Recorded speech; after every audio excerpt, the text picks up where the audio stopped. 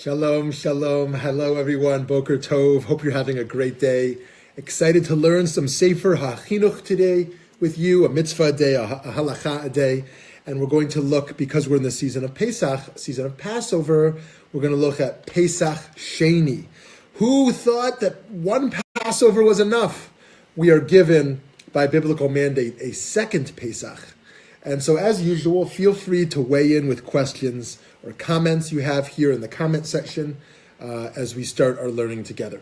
We're going to do Mitzvot 380 through 383, which are dealing with Pesach Sheni. Mitzvah 381, which deals with matzah, we already learned a little bit in relationship to the earlier mitzvah around eating matzah on the first night of Pesach. So we're going to start here with number 380. Mitzvat Pesach Sheni ba'arba asar be'iyar. That there's a concept of a second Passover offering on the 14th of Iyar, a month after the first Pesach. It says that whoever's unable to bring through the first Pesach offering on the 14th of Nisan, for instance, just before the night of Pesach, for instance, on account of ritual uncleanness or being on a distant journey, is to bring through a second Korban Pesach, a second Pesach offering on the 14th of Iyar. For it's stated in the second month, on the 14th day at dusk, they shall bring it through. Here in Bamidbar, Numbers 9:11, B'chodesh HaSheni, Ba'aba Arasar Yom, Ben Arbayim, Yasu Oto. That there's a concept here of bringing a second Passover offering for those who missed it. The Sefer Chinuch continues, it does not apply particularly in cases of ritual uncleanness and distant travel alone, but rather anyone who unwittingly, under coercion or even by accident, under coercion or by accident or even deliberately did not bring the Korban Pesach on the first occasion, is to bring it on the second. And here's interesting, the Sefer Chinuch now extends this to Maseh Bereshit, to the theology of creation. At the root of this precept, the reason for this mitzvah, lies the reason that the precept of Pesach is a powerful, clear sign, attesting for all who see the sun to the creation of the world out of nothing. For then, at the time, God wrought for us great miracles and wonders, and changed the nature of the world before the eyes of many people. Right? That actually the Sefer Chinuch says that the Pesach Sheni is important not merely to commemorate the miracles of Yetziat Mitzrayim, the wonders of being liberated from slavery in Egypt, but also because it brings us back to Maseh Bereshit and Yesh Ma'ayin, that the world is created from nothing. Which is fascinating to think that the miracles of Pesach are not merely teaching the values of freedom and of countering oppression and injustice, but are also teaching us the power of creation itself, that the wonders are there to demonstrate that there's one God, and this one God created the world, and we should emulate that God through our creative acts, through halachta bedrachav, imitatio Dei, and also through acts of spiritual and intellectual creativity, peru urvu, as the Yanklowitz says, we can fulfill peru urvu, we can fulfill the demand to be creative through intellectual and spiritual acts, not merely through physical reproduction. Sefer Chinuch continues, so what's the difference in the law between the first Pesach and the second Pesach? At the first, chametz is forbidden by the injunctions that it should not be seen, as we see in Exodus 3:7, and it should not be found, 12:19. But at the second, both chametz and matzah may be with them in the house. The second is observed for only one day. It is not a proper festival day, nor is there any ban on work.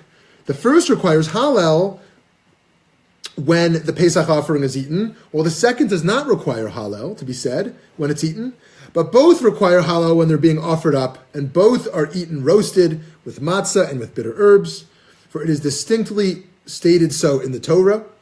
But thrust aside the Shabbat, and with both nothing is to be left over, and no bone is to be broken, for the Torah distinctly adjured about this offering, not that they shall leave any of it till the morning, nor break a bone of it. Numbers 9:12.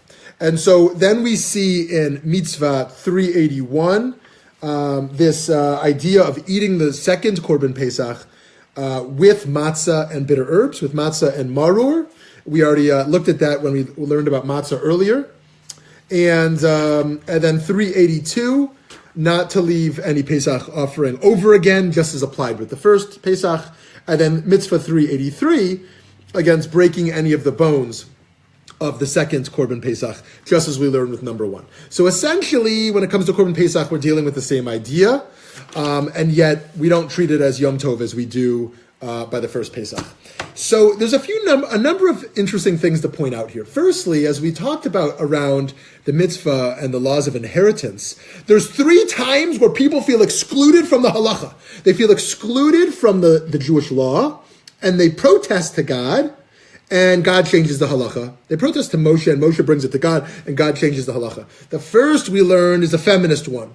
By Benot Slavchad, the women felt excluded unjustly from the laws of inheritance, and thus they protested, and the halacha was changed to be more inclusive, Benot Slavchad, so that women could have a path towards inheritance also, even in the ancient biblical days.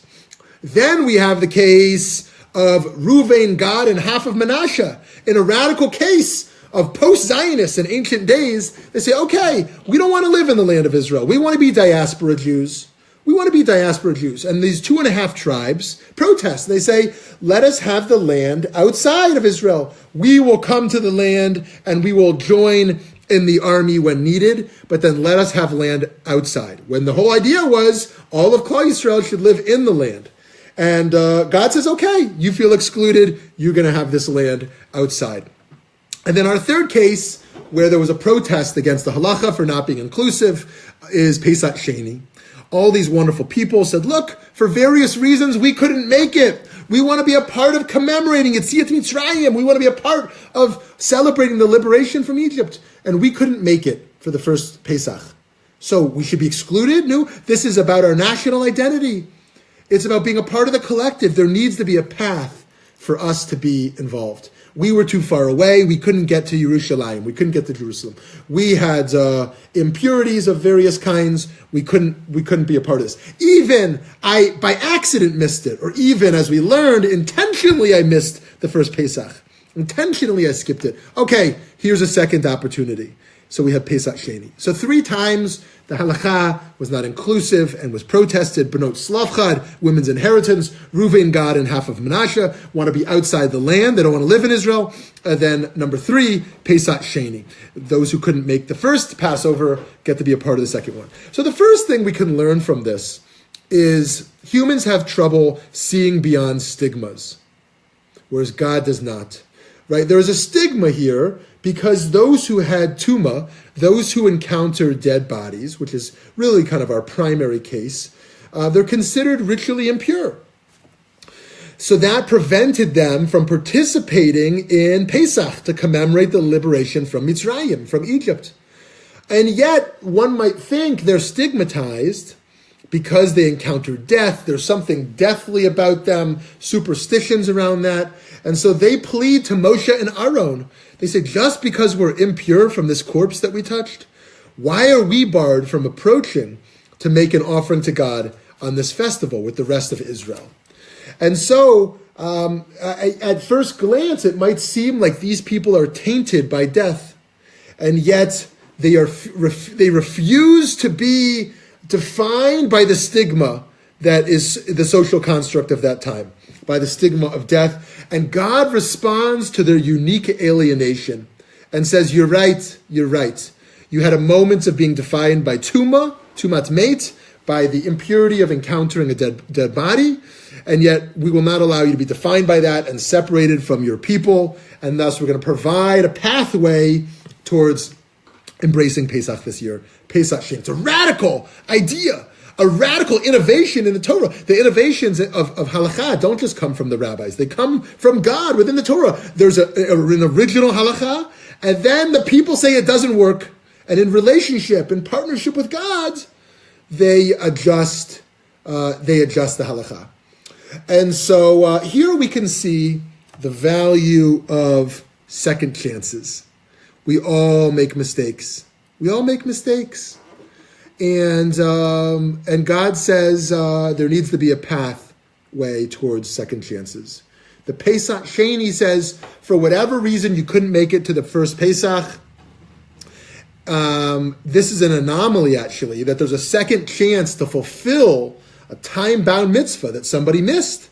Normally you missed it, you missed it. There's no Rosh Hashanah Sheni. There's no Purim Sheni. Oh, Purim's later, right? There's no Sukkot Sheni. Oh, on Sukkot I was busy. I was watching a movie. Okay, a week later you can do Sukkot. There's no idea like this, right? But Pesach is so central to national identity, to our Jewish spiritual consciousness of being in touch with leaving Egypt, of fighting oppression for other people in our time who are in narrow straits. And thus, we want to make sure to provide a second chance. And here, this is very important for criminal justice, because the recidivism rate in America is very high, those who come out of prison and end up back in prison, because society essentially doesn't give them a second chance. And so we should be very focused as Jews, inspired by Pesach Sheni, to ensure that those who have made mistakes, accidentally or deliberately, and had to serve time, are given a second chance in society once their term is up. In fact, if you look at the Second Chance Act, this act, and here I'm reading from the National Reentry Resource Center, it supports state, local, and tribal governments and nonprofit organizations in their work to reduce recidivism and improve outcomes for people returning from state and federal prisons, local jails, and juvenile facilities. Passed with bipartisan support and signed into law on April 9th, 2008. The Second Chance Act is legislation that authorizes federal grants for vital programs and systems reform aimed at improving the reentry process. Of course, prisoner reentry is under attack now, as we're returning to an era, once again, of a desire for harsh punishment, harsh sentences, and to make it more difficult for those to re-enter society. And it's very important, inspired by Pesach Sheni, that we continue to be tough on crime in ways that penalize those who have done harm to individuals and to society, but also that we provide second chances for those who have fixed their wrong, whether civil cases or criminal cases, and now are prepared to adjust their lifestyle to have a second chance. We also see this idea theologically in Gilgulim, reincarnation, that many Jewish theologians and Kabbalists explain that the notion of reincarnation is based upon this principle of second chances. That if one only had one chance in the earthly world, few to none of us would actualize our souls in a way that would merit a wonderful olam haba, a wonderful world to come. And thus, reincarnation is a gift that our soul continues to return to the world in order that we have more chances to fulfill Torah and Mitzvot, to do acts of kindness, and to grow in our closeness to God, and to bring repair, tikkun to the world. And so, Gilgulim theologically is our Pesach Sheni. Our Pesach Sheni, you missed it in your last life. Here's another chance. Here's another chance to repair the world, to repair your soul. The last idea to bring now is because the Sefer Chinuch connected Yetziat Mitzrayim, the leaving from Egypt, with Maseh Bereshit, the creation of the world. We can also see that this notion of second chances is built into the world. We learn the idea that the world cannot be sustained on justice and truth alone. And thus, the world had to be built through mercy and through kindness, because human beings have to be gentle with one another, because we all make mistakes. We know this in our families. My goodness, if we got divorced after one mistake, if we separated from parents or children because of mistakes. Now, to be sure, there are wrongs that can be done to others that are serious enough that we should sever relationships. But those are pretty rare occurrences. And in general, we want to think about bringing mercy and love into relationships in a way that honors that we are imperfect beings who all make mistakes on a daily basis, on an hourly basis, in order that we can sustain the world. So here's what it says in Bereshis Rabbah, in Genesis Rabbah 8:5. Rabbi, and I'm going to post this source below. Rabbi Shimon said, when HaKadosh Baruch Hu came to create Adam, the first person, the ministering angels formed themselves into groups and parties. They organized themselves. Some of them saying, let Adam be created, while others argued, let him not be created. What a great machlokas, a great argument among the angels. Should humans be created or not? The rabbis debate this also, Hillel and Shammai. Thus it's written, Chesed and Emet, kindness and truth, fought. What a cool idea. The anthropomorphic vision of kindness and truth fighting. Righteousness and peace combated each other. It says in Tehillim that Tzedek and Shalom are in a battle. Chesed said, let the first person be created because they will perform acts of loving kindness. Beautiful. Beautiful. The first person should be created because we know that even the worst of them are also going to have acts of kindness. And we should have that in the world. Free beings. Animals are not free because they just live by instinct, and angels aren't free because they just live by the will of God. But humans will be free, and they will all, at some point, and hopefully more often, choose acts of kindness. But then Emet, truth, said, let the first person not be created because they are completely full of lies. Righteousness said, let them be created because they will perform acts of righteousness. Peace said, let them not be created because they are completely full of strife and conflict. Well, interesting that the angels who are all debating are saying that we're going to be people of conflict. What did the Holy One do? God took Emet and cast it to the ground. Wow. God took truth and threw it down. Absolute truth would be in the heavens, but only relative truth would be down on earth. As it says in Daniel chapter 8, and truth was thrown to the ground. The ministering angels said before the Almighty Master of the worlds, why do you put to shame your chief of court? The Almighty replied, let Emet come up from the ground. Let truth come up from the ground. This is what is meant when it says in Tehillim, in Psalms, truth shall grow from the ground. So we see here the battle in heavens between kindness and truth, chesed and emet, and between tzedek and shalom, between justice and peace. We see a battle between what virtues can sustain the world. And in the end, it is chesed, it is kindness, not truth, not emet. And it is that will sustain the world. And so we see it as mercy. And so we have to have a world of justice. We have to have a world of truth. We should fight for these virtues. But at the end of the day, the world is sustained through mercy and love and kindness. And that should drive our everyday actions, our everyday commitments, should drive our Jewish purpose, our raison d'etre as Klal Yisrael.